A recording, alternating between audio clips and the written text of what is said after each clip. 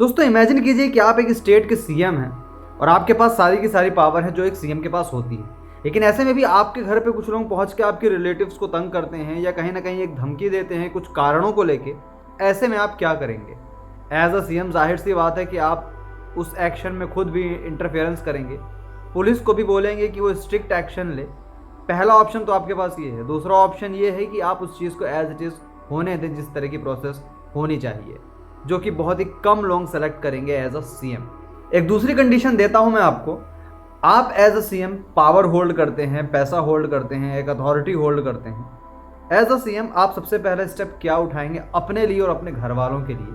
एक आम आदमी से अगर आप कन्वर्ट होते हैं सीएम में, जाहिर सी बात है आप अपने लिए, अपनी सेफ्टी सिक्योरिटी के लिए कुछ ना कुछ मेजर करेंगे, अपने फैमिली के लिए सिक्योरिटी करेंगे, सेफ्टी रखेंगे और साथ ही साथ एक कंफर्टेबल लाइफस्टाइल में शिफ्ट करेंगे। एक आम आदमी यही सारी चीज़ें करता है।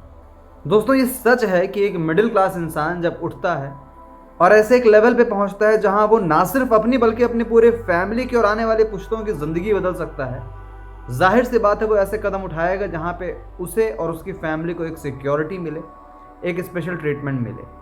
मैं और आप होते ऐसी जगह ज़रूर ये करते और एक हर कॉमन इंसान करता है और मेरे तरफ से इसमें कोई गलत भी नहीं है। लेकिन यहीं पे बात निकल के आती है एक कॉमन इंसान पे और एक ऐसे इंसान पे डिफरेंस जो विजनरी है, जिसके लिए फैमिली ये पूरा देश है और जिसके लिए डेडिकेशन सिर्फ और सिर्फ इस देश के लिए है। जो इन डिफरेंसेस को समझ जाता है कि उसके लिए उसकी फैमिली से ज़्यादा इंपॉर्टेंट ये पूरे की पूरी कंट्री है, कंट्री के सिटीजन्स हैं, और उसकी फैमिली में जो रिलेशन में लोग उनके आते हैं उनसे भी ज़्यादा इंपॉर्टेंट वो लोग हैं जो इंतज़ार कर रहे हैं कि कब आप कोई ऐसा फैसला सुनाएं जिससे उनकी ज़िंदगी बदले, या आप गद्दी पे बैठे हैं तो कहीं ना कहीं ऐसा क्या करने वाले हैं कि उनकी ज़िंदगी में इम्पैक्ट पड़े। ये डिफरेंसेस को समझने वाला इंसान भारत रत्न के काबिल होता है। इस वीडियो में दोस्तों हम बात करेंगे कर्पूरी ठाकुर जी के बारे में, जिन्होंने अभी रिसेंट में भारत रत्न रिसीव किया है। ऑल्दो ही इज़ नो मोर, लेकिन उनके शांत होने के बाद भी भारत सरकार ने उन्हें भारत रत्न से नवाजा है।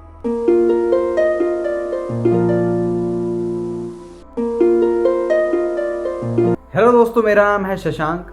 Welcome to fintech and word. इस वीडियो में हम डिस्कशन करेंगे कर्पूरी ठाकुर जी की पर्सनैलिटी के बारे में कि ऐसी कैसी पर्सनैलिटी थी उनकी जो सबसे अलग खड़ा करती है उन्हें और सबसे डिफरेंट एक इमेज क्रिएट करती है।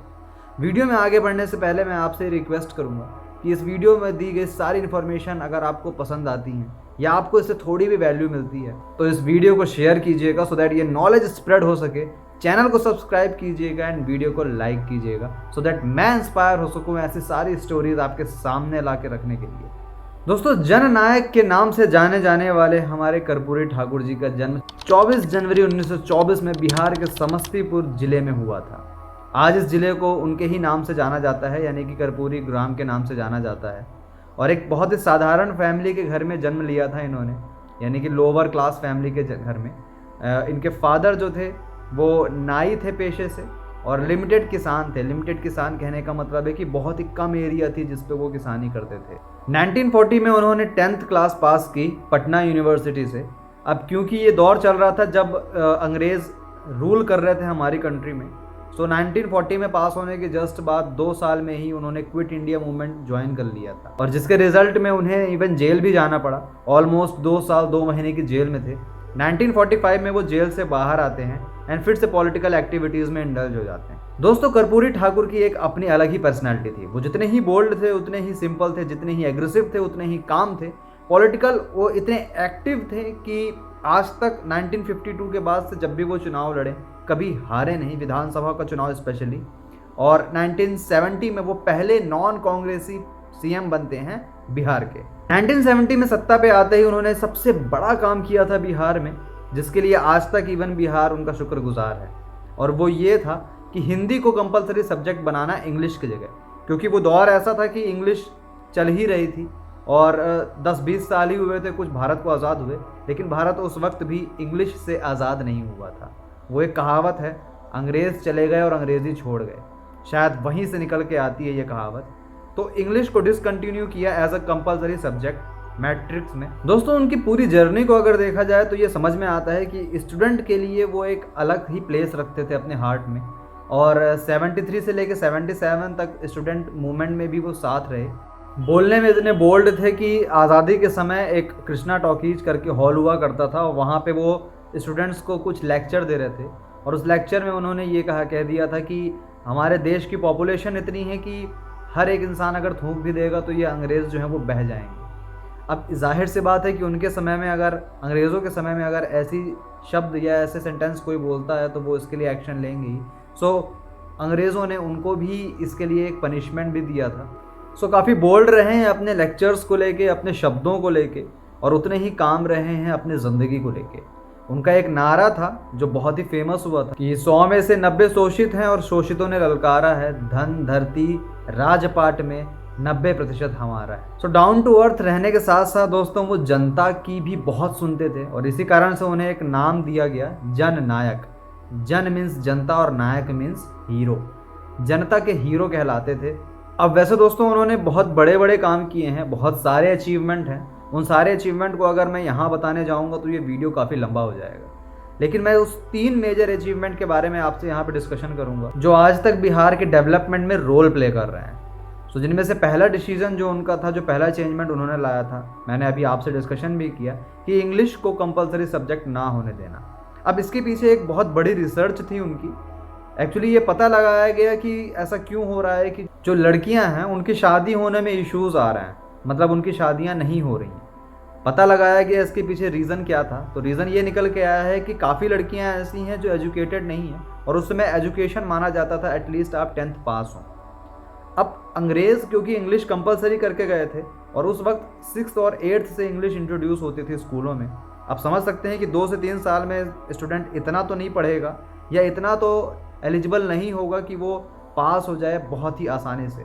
उस वक्त का टीचिंग मेथड, उस वक्त कितने एजुकेशन की वैल्यू थी, ये आप सभी जानते हैं। सो एक डिफ़िकल्ट स्टेप होता था लड़कियों के लिए मैट्रिक पास करना, एंड इस चीज़ को कर्पूरी ठाकुर ने बहुत अच्छे तरीके से समझा, और 10th में जो इंग्लिश कंपलसरी थी उसकी जगह हिंदी को लगा दिया, यानी कि हिंदी कंपलसरी कर दी उन्होंने। अब आसान हो गया लड़कियों के लिए भी पास होना, और जो भी ऑब्स्टिकल्स आ रहे थे लाइक शादी का रुकना हो गया या अनएजुकेटेड लड़कियों का, वो सब सॉल्व हो गया। सो आते ही उन्होंने ये चेंज किया था, ये उन्होंने अपने पहले सत्ता पे ही चेंज किया था। अब दूसरा जो चेंज उन्होंने लाया था, एक मेजर रोल आज भी प्ले करता है बिहार के डेवलपमेंट में, वो है बिहार में ओबीसी को रिजर्वेशन प्रोवाइड करना। अब क्योंकि अंग्रेज़ गए ही थे और जो सत्ता संभालने वाले लोग थे वो सारे के सारे मैक्सिमम लोग कांग्रेसी थे, मोर देन दैट वो सब अपर लेयर के लोग थे, तो कास्टिज्म ज़्यादा था उस वक्त। लोअर लेवल के लोगों को और लोअर क्लास के लोगों को उतना तवज्जो नहीं दिया जाता था। इस कारण से जब कर्पूरी ठाकुर ने सरकार बनाई तो सबसे पहले उन्होंने एजुकेशन पे ध्यान दिया, और सेकेंडरी उन्होंने फोकस किया कि जॉब क्या कैसी चल रही हैं। समझ में आया कि जो जॉब है वो सब अपर क्लास के लोगों को ही मिल रही हैं। सो रिजर्वेशन वहाँ पे इंट्रोड्यूस किया गया उनकी तरफ से ओबीसी के लिए, सो दैट जो जॉब अपॉर्चुनिटी है वो सबके लिए इक्वल हो जाए। तो ये एक सेकंड स्टेप था जो उस वक्त बेहद ज़रूरी था। आज भले इस चीज़ को लेके हम राजनीति करते हैं, लेकिन दोस्तों जब भारत आज़ाद हुआ था तो बहुत ज़रूरी था इक्वलिटी का एक बेंचमार्क लाना, क्योंकि अंग्रेज जितना फूट डाल के गए थे, जितना डिफरेंसेस बना के गए थे, अगर हम उन चीज़ों को सॉल्व और सॉर्ट नहीं करते तो आज भी हम आपस में ही लड़ते रहते। ऑल दो पॉलिटिक्स और पॉलिटिशियन कुछ ऐसे हैं जो इन चीज़ों को आज भी मुद्दा बनाए हुए हैं, बट टू बी ऑनेस्ट ये चीज़ एक इशू था जिसे सॉल्व किया गया। अब आज इसका मिस यूज़ किया जा रहा है। खैर वापस आते हैं दोस्तों टॉपिक पे। तो जो उनका तीसरा मुद्दा था, जो तीसरा चेंजमेंट उन्होंने किया, वो ये किया कि जो किसान थे उनको प्रॉफिट एक सही अमाउंट में नहीं होता था। सो इसके लिए भी उन्होंने बहुत स्ट्रिक्ट कदम उठाए, और एक एक किसान भले ही वो बहुत छोटी ज़मीन पे किसानी कर रहा हो या बहुत बड़ी एरिया पे कर रहा हो, उन सब को जो प्रॉफिट हो वो इक्वल अमाउंट में हो। सो दोस्तों पॉलिटिक्स के बारे में हम उनके बारे में जितना भी बोलें उतना कम है, क्योंकि काफ़ी अच्छी पकड़ और काफ़ी अच्छी सूझबूझ से वो राजनीति में थे। अब यहाँ पे सबसे बड़ी चीज़ जो मुझे समझ में आई है पूरी एक उनकी रिपोर्ट को एनालिसिस करके, वो ये आई है कि वो गठबंधन में भी बहुत स्ट्रॉन्ग डिसीज़न लेते थे, यानी कि कब किस पार्टी से किस मुद्दे के लिए कहाँ पे हाथ मिलाना है ये उन्हें बेहतर तरीके से मालूम था। और ना सिर्फ इतना, जब उनकी विचारधारा पे काम नहीं होता था तो उन्हें ये भी मालूम था कि कौन सी पार्टी से किस वक्त और कहाँ पे अलग होना है। सो बहुत अच्छा ग्राफ रहा है पॉलिटिक्स में उनका। ऐसे ही नहीं, वो 2 बार बिहार के लगातार सीएम बने और 1 बार उप मुख्यमंत्री भी रहेंगे। उनकी कुछ सिंपलिसिटी और ऑनेस्टी की स्टोरीज़ भी हैं जो मैं शेयर करता हूँ आपसे। एक सबसे फेमस स्टोरी है जो आपको इवन हर जगह पढ़ने को मिल जाएगी उनके बारे में, कि बहुत ही सिंपल थे। इवन सीएम होने के बाद भी वो रिक्शा से ट्रेवल करते थे। आप सोच सकते हैं दोस्तों ये कितनी बड़ी बात है।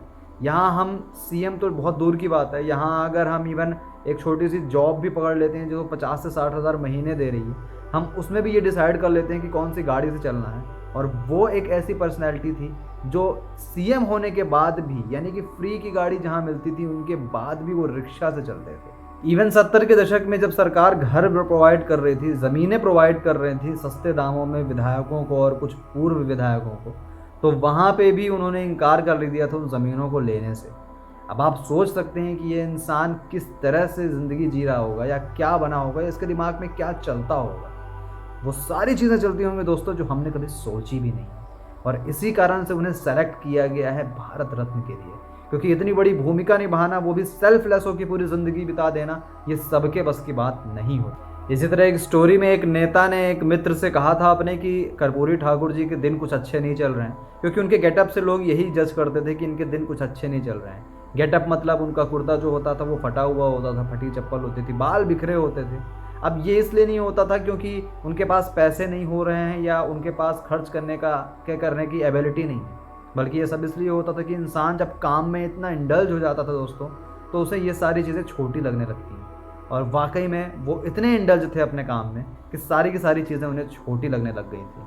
सो एक जगह एक नेता ने कहा था अपने दोस्त से कि कर्पूरी ठाकुर जी जब भी पैसे मांगें आपसे तो आप उनको 10-15 हज़ार की मदद कर दीजिएगा, वो पैसे आप मेरे पे उधार चढ़ा दीजिएगा, मैं आपको दे दूँगा। कई दिनों बाद जब ये पूछा गया उनके दोस्त से कि क्या उन्होंने मांगे, क्या आपने दिए, तो वो कहते हैं कि जब भी मैं उनसे कहता हूँ आप पैसे ले लो तो वो लेते ही नहीं हैं और अपने से तो कभी कुछ बोलते ही नहीं। सो एक ऐसा व्यक्तित्व दोस्तों कहाँ से डेवलप हुआ है ये हम और आप सोच भी नहीं सकते। एक बार किसी मीटिंग में बैठे थे वो अपने दोस्तों के साथ, मित्रों के साथ, ज़्यादातर लोग उसमें पॉलिटिशियन ही थे। आपस में किसी ने कमेंट कर दिया कि एक फटा कुर्ता होने के लिए कितना पैसा होना चाहिए। तो लोगों ने कहा कि बहुत ज़्यादा तो नहीं, कुछ नोट होनी चाहिए 100-50 की।